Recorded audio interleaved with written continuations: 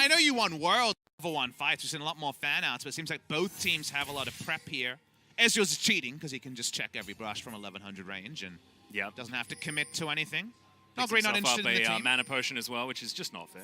He's pilfering, you know, he's happy to pilfer some items before we get started. So secondary invade here. DAMWON Gaming very confident around playing around their top side as well. We move out here. Again, the Sion mid lane expected to be pretty non-interactive once things get going. We're zooming in onto the level 1 here, and my biggest takeaway from comparing Canyon and Punch, of course, Punch the much more experienced jungle on the side of DAMWON Gaming, and Canyon, better known as Jug King and Solo Q, the prodigious 17-year-old talent.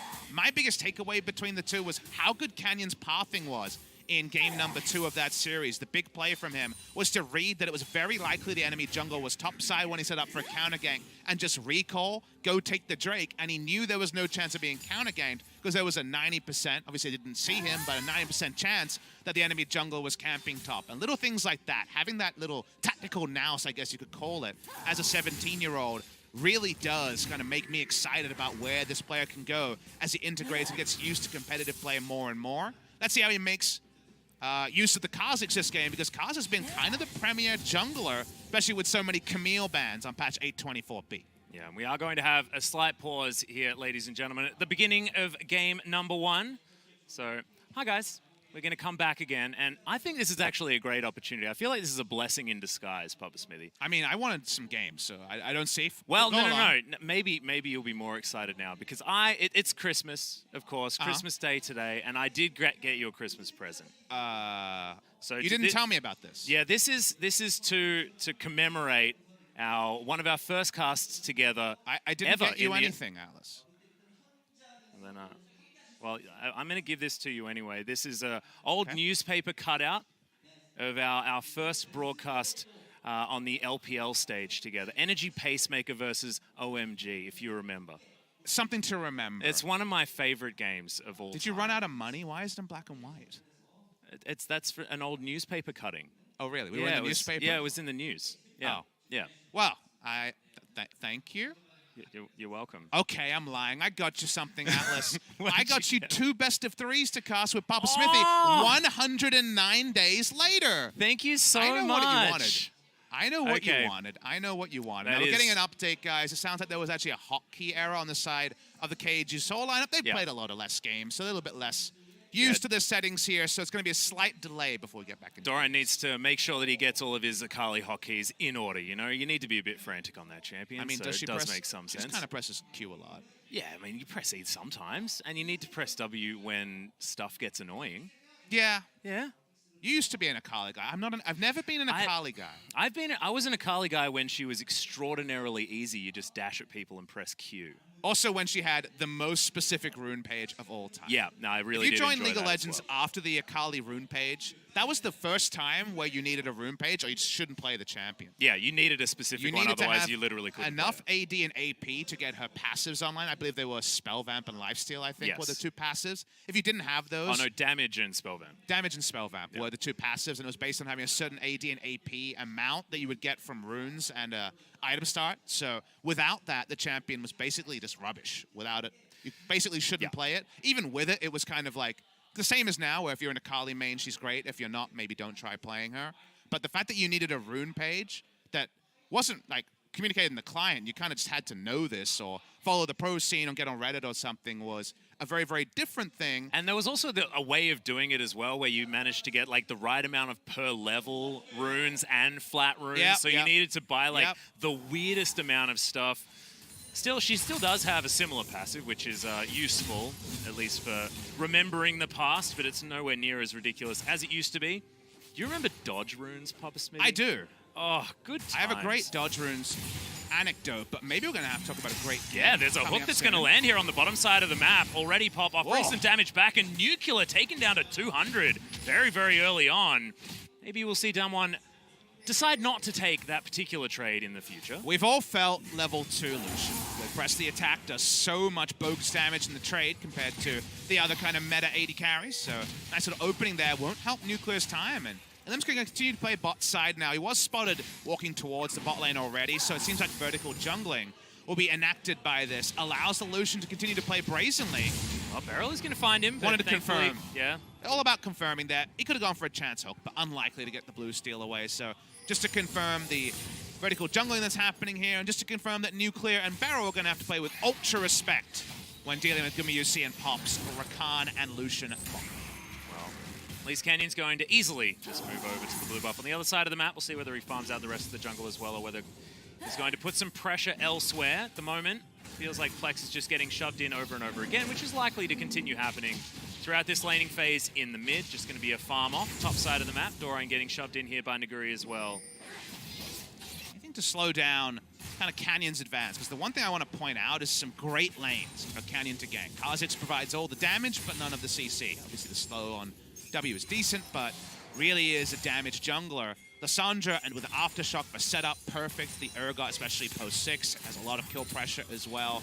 There's strong gank assist for a pre-6 ganker. Meanwhile, Elam can go mid lane pre-6, but especially for the Akali, wants to wait for that ultimate to be available. So given all of those things, you really want to make this Kha'Zix as predictable as possible. And when you know the Kha'Zix's top side, it can basically ping out each camp he takes in order.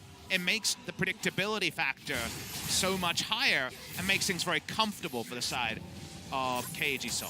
Well, Dorian's actually going to stop Canyon's back here, so wasting a bit of time of the Kha'Zix. Going to decide to back yet again.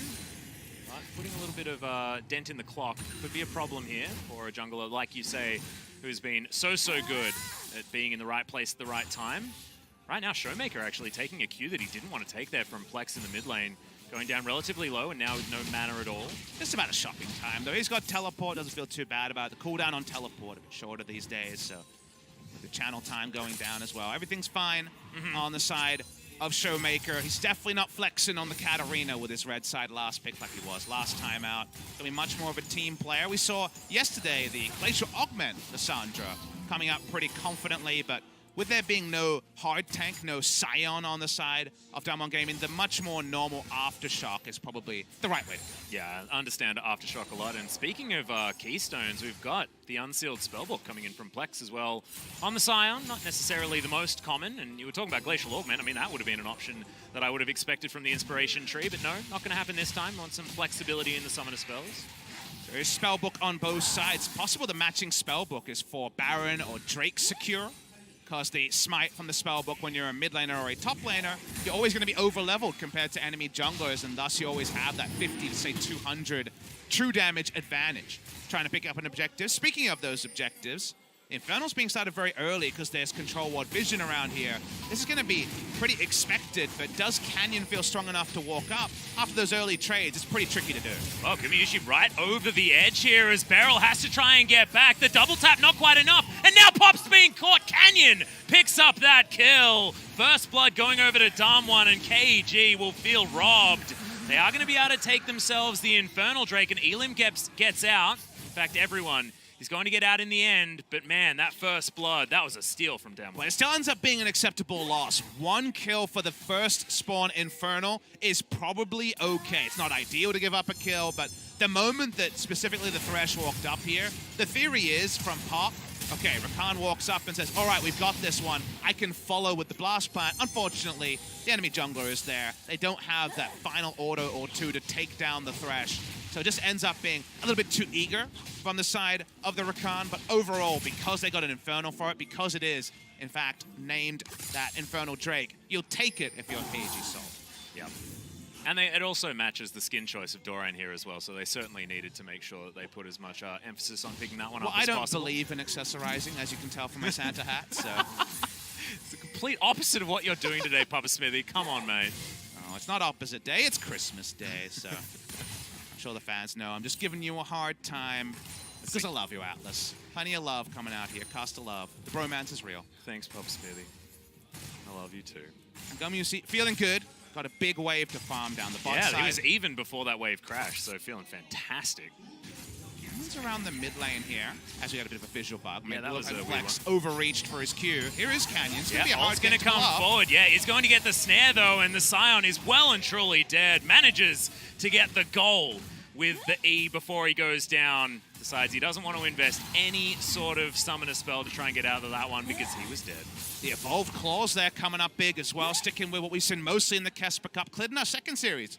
If he plays Kha'Zix, has been known to go W max or W Evolve first on that Kha'Zix. We're going to watch the replay here. Whenever you see a Scion mid, you're instantly baited into thinking he can never die, but this is with no completed item, just a Ruby Crystal going on his side. So with the mixed damage coming through from Lissandra and Kha'Zix, everything lines up. The Scion's taken down. That's a nice start for DAMWON Gaming. Second kill on the board. Yeah, and Showmaker very easily manages to stretch that CS lead to about the 20 mark. Now has himself a kill as well.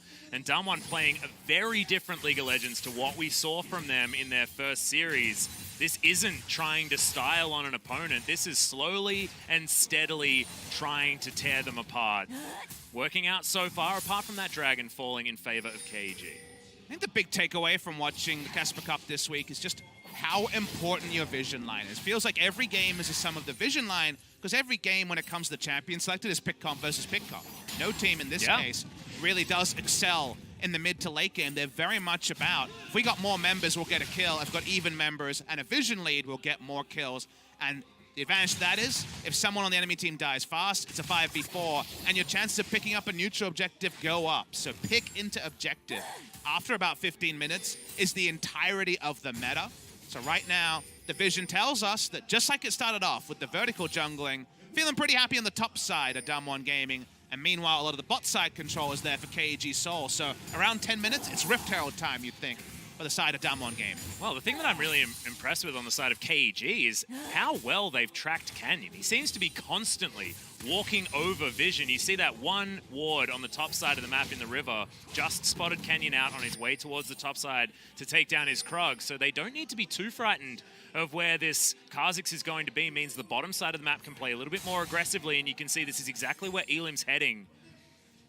Wants to use the blast point, but it's not there yet, mate. It's also a very creative gank path to get a Rakan or Lucian with flash up to get a kill, so probably there for partly the counter gank and partly a response. We already alluded to this, but Atlas, I'm sure you've been watching from home. You know that Rift Herald pre-14 minutes is the dream, and if you can get that 320 gold instant cash in, you feel even better about it. So with the Rift Herald being such a high priority objective, extra control wards invested in by DAMWON Gaming, now they have the same amount of control wards top side as KeG has bot side. The Rift Herald will be free, and a bit too predictable for Lucian to be hanging around the bot side of the map. DAMWON know they have no backup on this bot side. Yeah, and there's also so much control on the top side of the map, just where the waves are as well. Naguri managing to push his one in very, very easily, exactly when the Rift Herald was being taken down. The same thing happening from Showmaker in the mid lane. So very easily done.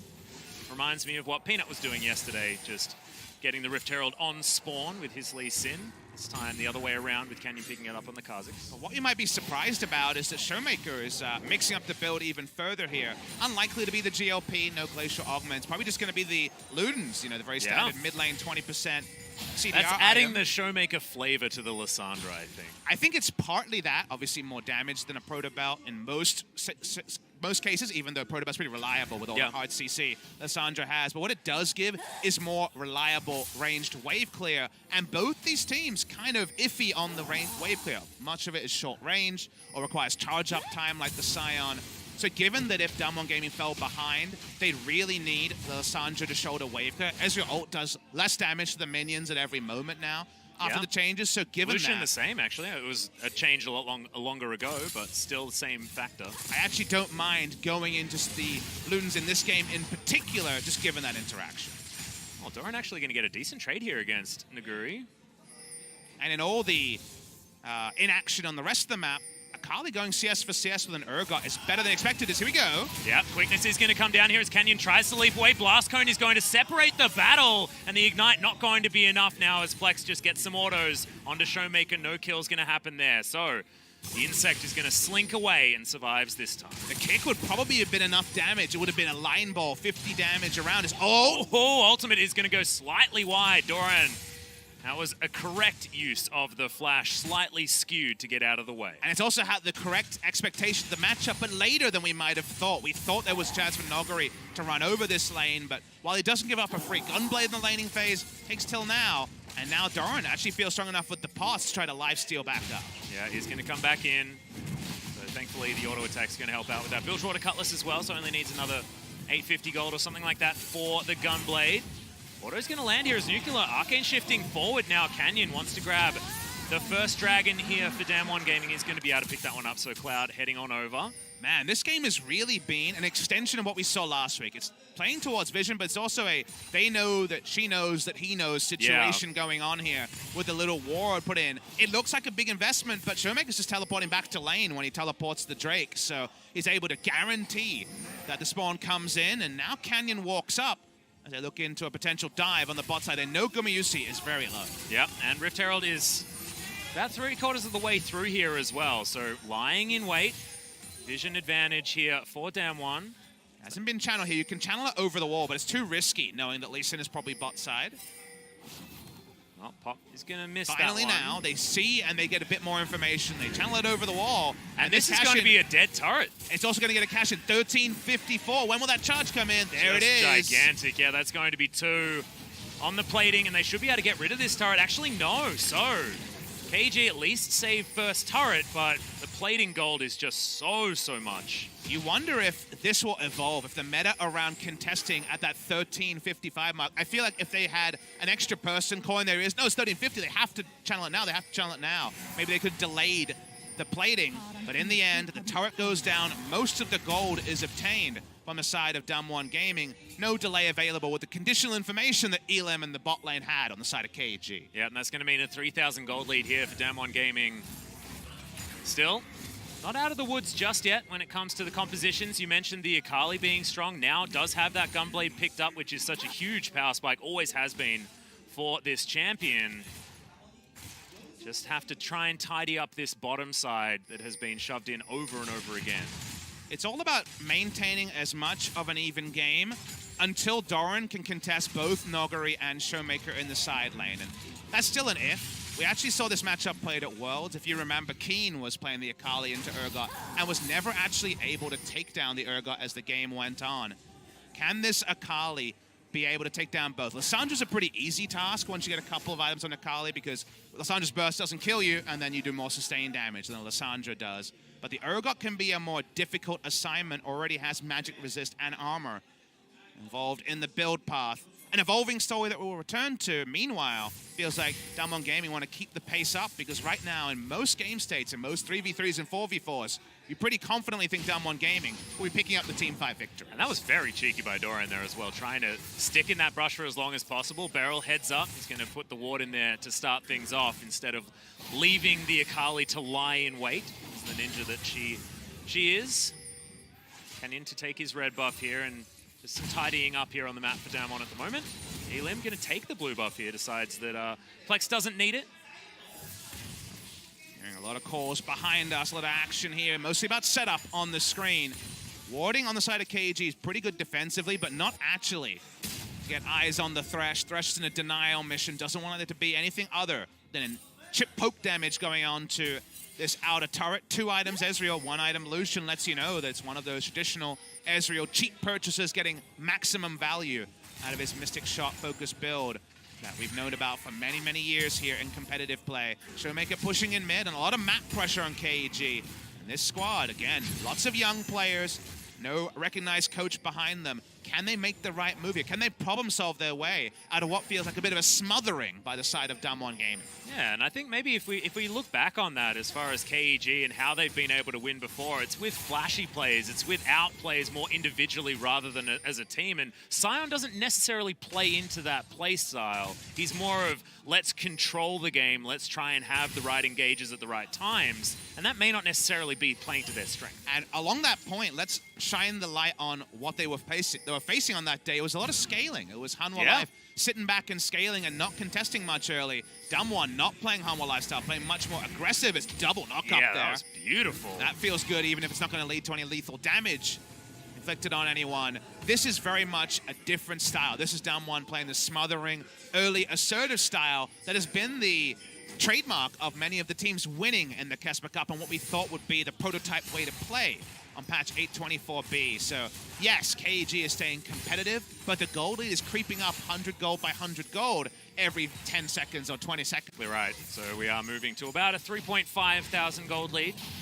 Last update was about 3, so DAMWON continuing to just move further and further forward.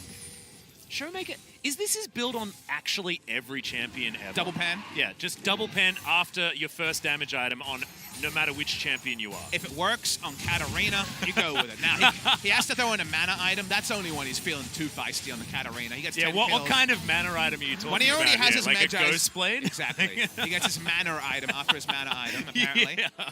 But yes, the double pen seems to be his way to play. I think double pen's pretty underrated. I think back in the day, the Season 2, Season 3, the adage was if you don't got the AP scalings, you go for the double pen to get the most value out of your flat damages. But oh, and then Haunting Guy's Sock Boots was just busted strong for a very, very long time. It was about a whole season there where those two items were very, very strong. And I think that it's still the same situation. Whenever you have Proto Belt or you have something like the Gunblade or the Ludens, you know, you have that extra flat damage in addition to things like mana, AP, and CDR, then you're getting more value out of double pen. You're feeling good about double pen. And now they're feeling good about diving Gubayusi. Well, he's going to be able to flash to get out of the way of the first part. Moves out of the way as well as the ultimate does fly forward. The Culling's going to get rid of the Thresh very easily as Showmaker now gets double tapped. Has to flash and can't get out with that claw as now Canyon is trying to slink away into his jungle. Naguri's here. He's just going to try and back away. Does have the control ward there to deny vision, but that's a really good play from KeG. And when you make a mismove with trying to smother someone, you can't be surprised if they take the cushion and push it back in your face. These guys are proud players on the side of KeG. They are talented mechanical players as well. And that's just an outplay from an overreach by Beryl. Watch the play here and think, all right, I missed the play. I'll back away. I've gone too far. Beryl decides that maybe 0.75 seconds too late, and then he gets turned on. Nice collapse comes in from Pop. They get the first kill, and unfortunately for the Akali, she has to use everything and can't actually close the distance. No third kill there, but the answering 2 kills are the just desserts for the side of DAMWON game.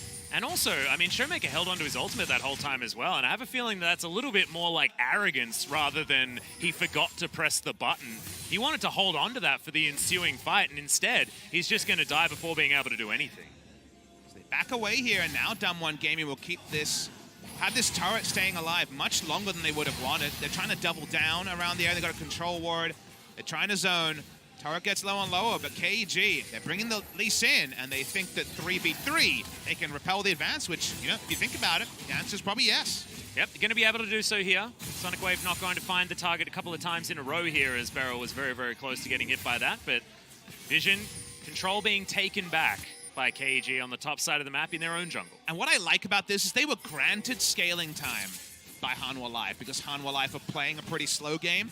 The best part about this game is they're getting themselves that scaling time by being really smart at their setups to repel things like what should have been a pretty by-the-numbers turret dive. And now, speaking of by-the-numbers... Choo-choo right into the middle there as Grand Entrance is going to knock up the Crab. He's well and truly dead. No way to get out. Just chain CC to death. And now the turret should go down immediately afterwards. Really nice play. Kill into objective, but... DAMWON looking for more, 4 players under the turret. The CC bar never went around. He was in the air for so long. It was a chartered plane. I want to make sure he had all the itinerary down on that one. Too much carry-on, I think. That's why he kept getting stunned. Well, if he had carry-on baggage, he would have come back down to earth. In this case, never.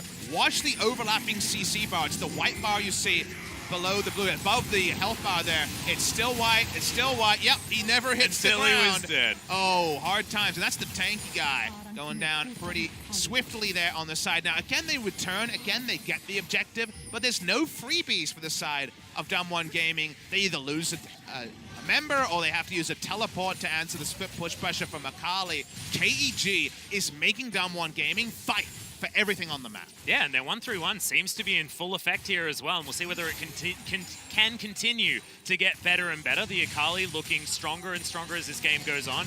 Also going towards that double pen that we were talking about earlier that Showmaker already has, but now with the very expensive Hextech Gunblade into the Oblivion Orb as well as the Sork Boots, he's going to be a very scary Akali.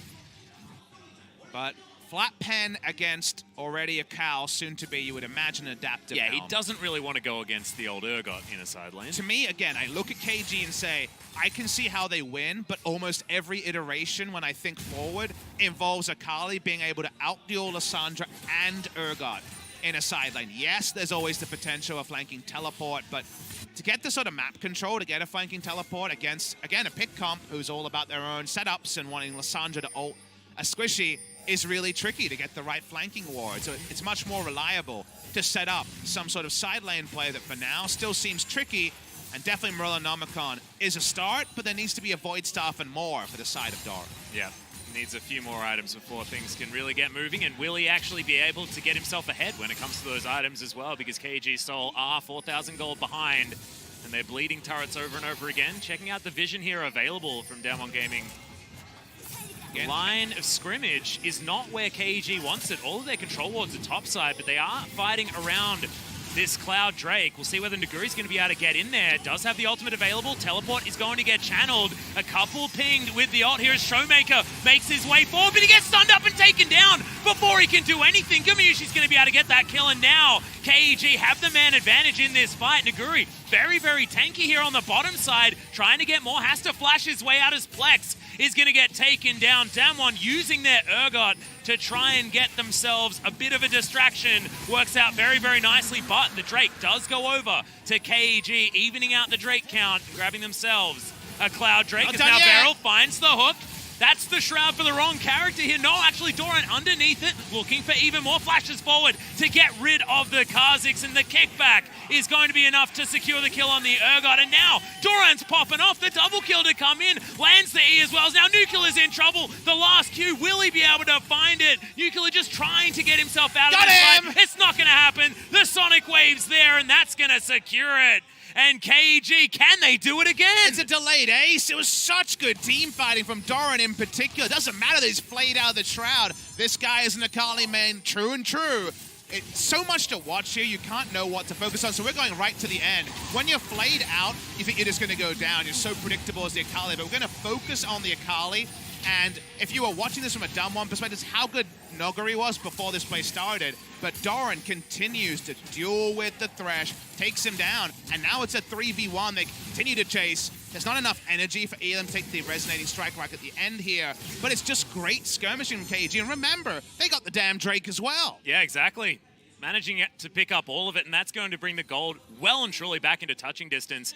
And they have first Infernal for themselves. The next one, I believe, is going to be an Infernal, so DAMWON have an opportunity to pick up one of those for themselves.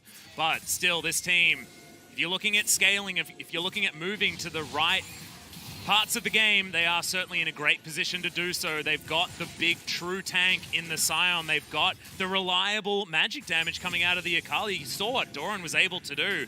Some Akalis, you don't talk about it being reliable damage, but when it's Doran, it looks to be a different story as the Baron has been started here by KeG. Finally, Vision available, but it's already down to about half health. It's not the fastest Baron of all time. Looks like they're trying to beta fight more than anything else. True Shot Barrage not doing nearly as much damage as we expect from that ultimate.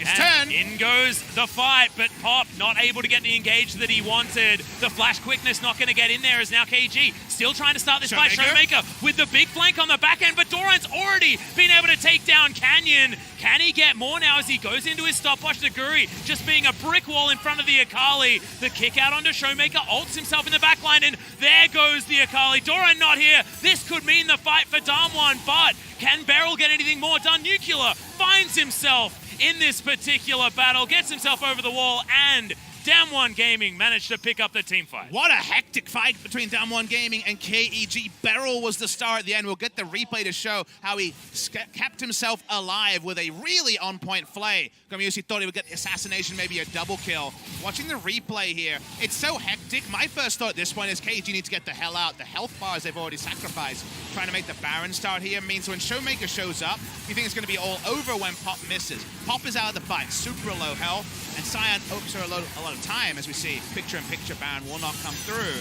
But they continue going here. But once the moment that Akali is dealt with, things look like they're going to be a tragedy. Watch Beryl here, who makes the biggest play of the fight. Gumayusi thinks double kill in the backline. Hooks there. That hook. Whether it was a prediction or fortunate, it ends up being the biggest moment, and he even stopwatch flashes to not go down in a trade kill. And that was when everyone was getting distracted by Showmaker as well at the same time. He just comes in and picks them out. As we come back to live, no Barons to be started up here as DAMWON still trying to control the area. But man, isn't it awesome that these fights are so competitive and hectic? This is DAMWON Gaming, a team that people, especially on Reddit, was super high on. Based on the whispers, we know they're good. Question is how good. With KeG, this is a pickup team. This is a team that will no longer exist after this time. There's whispers that all 5 players have already found teams because of their showings against Hanwha Live. There's no confirmation of any of that, but that is how much respect has already been shown for them. And they're definitely not putting egg on anyone's faces. They're looking really good, even if they are behind 28 minutes against DAMWON Game. Yeah, I feel like behind is almost being rude because they've been playing out these fights so beautifully. Doran having to get over the wall, but does so very easily with the E. Naguri's just going to be able to get rid of this Krug camp. Trying to keep the pressure on here on the side of DAMWON. Zelim going to find Canyon. Bit of a confusing situation when it comes to the Spectate client, but Sonic Wave not going to be taken. Second one, will that one be taken? No, it won't. Our challenge for DAMWON Gaming is find better coordination with Showmaker. Both of his attempts to flanks have either led to a loss or his involvement was actually very mediocre to too late. So finding actual coordination, it's not Katarina this time, it's an initiator on the Lysandra, even if it is still a champion that comes into a fight late at times. Actually leveraging the 40-odd CS lead and the aftershock Lysandra, who is made truly for initiating, is something we haven't seen yet from DAMWON Gaming. Well, this should be a free Infernal Drake to come in from DAMWON. Can KeG actually start this Baron and get enough damage? No, the Baron speed is actually really slow. We already saw that, right? It's only Lucian with any Baron threat at all. Akali is pretty mediocre around the Baron and Scions for the turn, so it's one of those games where if you're DAMWON Gaming, your coaching staff in scrims would say, okay, look at these 5 champions and tell me what the speed is. Okay, then adjust your approaches to the Baron. You know that this enemy team is S+ tier at turning. Sion, Akali, Lee Sin, Rakan, so good at turning off Baron, and maybe a C- at actually Baron speed. Knowing that allows you to take those extra seconds that when you're against 3 Mountain Drakes or that when you're against a Cassiopeia team, you can't make the same sort of mistakes when it comes to contesting a lot earlier. Yeah, and also they have options for checking that Baron as well pretty safely with the True Shot Barrage available from Nuclear. Not much of a cooldown on that one, especially not with the build that he's managed to pick up for himself. 40% CDR already done as Archangels is complete, almost with the Seraph's Embraces. This is about the point where Ezreal turns into one of the most disgusting champions in the game. And 40% CDR from items, Ezreal's pretty common. The Gunblade is so good for vamping, especially with the ultimate. Even though it's an AoE spell, you hit 5 people, it does like 4,000 damage to the 5 people altogether. And then you're vamping from that. Hearing a lot of shouts around us. Must be all about the setup here. Q comes in. It's all about Baron setup on our screens. And remember, Drake went to DAMWON Gaming. They didn't lose the Baron, and now they got Baron control back as well. So this is a lot of respect being shown by KeG. Or it's a bit of naivety about how strong they are, because they should be in a pretty good spot to fight right now, and they're vacating a lot of map presence in order to keep the game going. Yeah, I feel like it was a little bit of a gift from KeG. They maybe didn't need to concede quite that much control around this Baron area, but they have at least managed to hang on to vision control in their own jungle. A couple of control wards still giving them access to that Baron pit, at least via the river. And Doran's managed to get to his 3rd item. So Zhonya's has been picked up, and the Akali able to get into this split push, but that's not a Void Staff that you were talking about before. I think that Naguri's still going to be able to have it in the 1v1, especially with that adaptive helm that he's picked up. So many teams have struggled with split push that he goes for a Zhonya and says it's time to team fight with the Akali, which again, I think really does play into the side of DAMWON Gaming. Actually taking down the Ezreal is going to be so tricky. Speaking of Ezreal, Nuclear's been cheeky and gone for Sorcerer's Shoes for just that ultimate poke. I feel like the majority of the most recent Ezreals have been picking that one up over and over again, meaning that the damage with the True Shot Barrage onto Squishies is ungodly. I mean, it does damage to tanks too. Again, well, yeah, that's true. No longer having any damage drop off in a poke scenario for a spell that's on what? 28-second cooldown with all the Q spam you can do is really, really insane. I think that's what they need to look at, is cooldown on the ultimate and cooldown refresh coming through from the Mystic Shot passive is, I think, the first thing Riot should look at with Ezreal that puts him really over, or just nerfing a lot of flat damage on the ult. Something around that needs to be addressed, so why not exploit it while it's still in the game with a Corki-esque flat magic pen on the boots. Noguri himself just picking up minion waves here. He's up 50 CS as well, so 50 CS and also top, just 30 CS mid. Managed to get himself a Gargoyle Stone Plate out of nowhere. Just popped over to the shop and grabbed that one whole. So that's a pretty expensive purchase. It's going to make him, unkillable to Doran. at least until that Void Staff is done. It's being started. It's definitely not going to be enough for a one rotation, but it's going to be a play. They're looking for Showmaker here. Yeah, it's just going to phase check. All the buttons land, dead. and we're talking about that CC meter that is once again going to be staying up very, very high. Is now Plex looking for more. It doesn't have the ultimate available. They're just going to start up the Baron. A lot of big buttons not quite there. There's DAMWON still wanting to try and challenge this. They don't have double smite on either side. Do notice it hasn't been switched over to by Noguri or Plex. Well, Beryl's going to throw a hook very, very wide as now Kamiyushi gets a lot of damage on the Canyon, and that's the explosion. Doran picks up that kill, now looking for two, finds the double as Beryl cops a Q to the face, and he's so low. Does land the hook in the end, but that's just going to mean that Noguri is going to take all the time to die, and Elim gets rid of him. That's the ace. And KeG, they may have just done it again. They can't win the game from those picks, but they can certainly get the Baron. That's why you go the Zonias on the Akali. Your team fight is just too damn good. Finds his man, Canyon by far the squishiest member without a Hex Trinket to his name. They take down the Baron, and this KeG Seoul, this giant killing lineup, they're looking to take down another giant, at least in game number 1.